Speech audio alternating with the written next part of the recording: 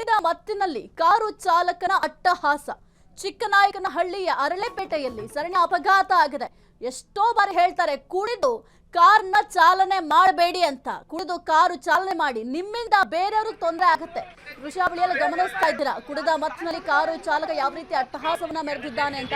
ಇನ್ನು ಚಿಕ್ಕನಾಯಕನಹಳ್ಳಿಯ ಅರಳೆಪೇಟೆಯಲ್ಲಿ ಈ ಒಂದು ಸರಣಿ ಅಪಘಾತ ಸಂಭವಿಸಿದೆ.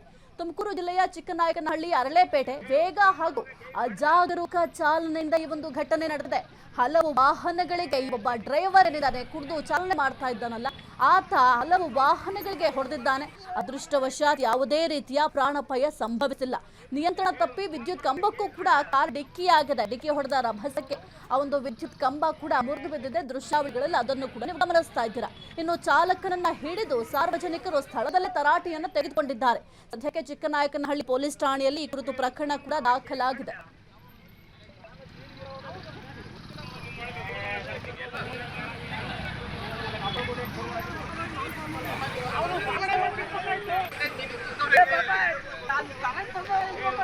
ಕ್ಷಣ ಕ್ಷಣದ ಸುದ್ದಿಗಳಿಗಾಗಿ ಫ್ರೀಡಂ ಟಿವಿ ಸಬ್ಸ್ಕ್ರೈಬ್ ಮಾಡಿ, ಲೈಕ್ ಮಾಡಿ ಹಾಗೂ ಫಾಲೋ ಮಾಡಿ. ಹೊಸ ಸುದ್ದಿಗಳ ನೋಟಿಫಿಕೇಶನ್ಗಾಗಿ ಬೆಲ್ ಐಕಾನ್ ಮೇಲೆ ಕ್ಲಿಕ್ ಮಾಡಿ.